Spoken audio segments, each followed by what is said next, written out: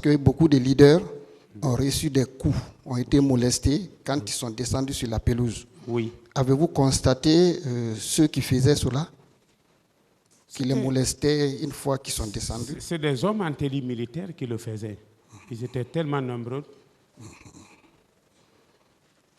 Et c'est le Dalin, quand il est tombé, vous étiez là? Non, je ne l'ai pas vu tomber. C'est après. Maintenant, comme eux, ils étaient derrière moi, j'étais devant. C'est un moment de panique.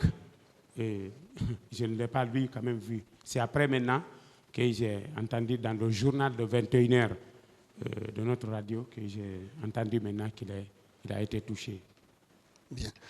Revenant à vous-même, à quel moment vos caméras ont disparu? Est-ce quand vous étiez couché? C'est quand on m'a dit de prendre ma moto, j'ai essayé de prendre la balle. Je suis resté étonné, je perds conscience.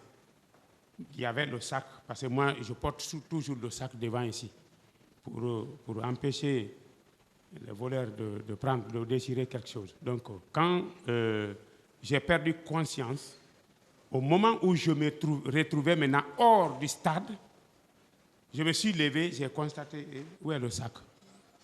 Il n'y en a pas. Tout ce que j'avais, même téléphone aussi, tout était parti. Je ne connais pas qui a pris. Bien. Vous avez dit que vous avez reçu une balle. Oui. Alors comment la balle, vous l'avez reçue? Maintenant, c'est après me retrouver que j'ai su que j'ai pris une balle ici. Vous pouvez voir, la trace est là. La balle a pénétré ou bien ça a frotté Ça a frotté la peau. C'est là où vous êtes tombé? C'est là-bas, je suis tombé, j'ai perdu connaissance. Arrivé à votre lieu de travail, vous avez fait un rapport écrit ou bien seulement quand vous êtes relevé, vous avez appelé pour donner l'information? C'est quand je me suis levé, j'ai pris la fuite, j'ai traversé le goudron, allé rentrer là où il y a le bureau de DEM. Derrière là-bas, maintenant, j'ai prêté un téléphone. J'ai appelé. Je leur ai dit que j'ai été blessé. Ils m'ont dit de se patienter, d'attendre d'abord, parce qu'il n'y a pas de circulation. On ne peut pas venir. Une fois que vous êtes arrivé après le traitement ou les premiers soins, vous êtes revenu au bureau, non? De Familia. Après les premiers soins, je suis resté à la maison jusqu'à la guérison. C'est en ce moment que j'ai repris le travail. Et vous n'êtes pas arrivé de faire un rapport écrit au directeur? Je n'ai pas fait de rapport écrit au directeur parce qu'eux-mêmes, ils ont vu. Je suis leur travailleur et c'est à eux d'écrire ou de dire, OK, allons, on va porter plainte. Les soins, qui a pris la charge? Les soins, c'est le professeur Ibalde qui m'a pris en charge.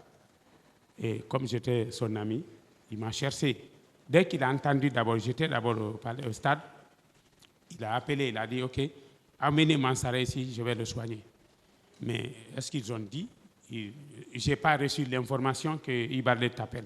Mais c'est le lendemain matin. On m'avait déjà envoyé dans une autre clinique. Lui, il a fait le travail, mais ce n'était pas aussi comme ça. Le lendemain matin, j'ai pu joindre le professeur. Il dit, ah, c'est toi que je cherche.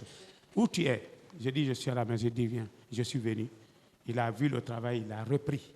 Avec Dr So, il a repris le travail. Alors, quelles séquelles ces blessures ont laissé chez vous dans votre mémoire? Okay. Les séquelles dans votre corps? Bon, le plus souvent, c'est l'oubli. Vous dites? L'oubli. Ah, l'oubli. L'oubli. Parce que on peut dire quelque chose, on conclut. Des fois, toi, tu peux ne pas oublier. Mais moi, des fois, quand tu me demandes, je vais dire quoi? Rappelle-moi. Tu me rappelles, je me rends compte maintenant, je dis que c'est ce qu'on s'est dit. Et vous n'aviez pas cela avant? Oui, je n'avais pas cela avant. Je vous remercie, Monsieur le Président.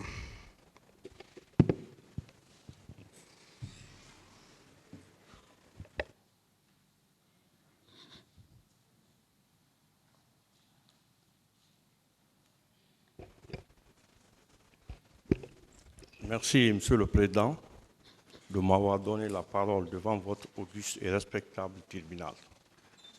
Monsieur Mamadi Mansari, Oui. est-ce que précédemment, le CNDD, avant le 28 septembre, avait l'habitude d'inviter la presse pour couvrir les événements au camp? Au camp? Au camp. Parce que si vous avez l'habitude de couvrir les événements du CNDD avant le 28 septembre 2009. J'ai couvert un seul élément au camp avec le CNDD. Ça, le jour que les chauffeurs sont allés voir Dadis pour la diminution de vignettes. Et c'est ce jour, il a même pris la décision aussi de peindre les voitures, les taxis bleus. Il a ajouté aussi que maintenant, dans chaque taxi, un devant.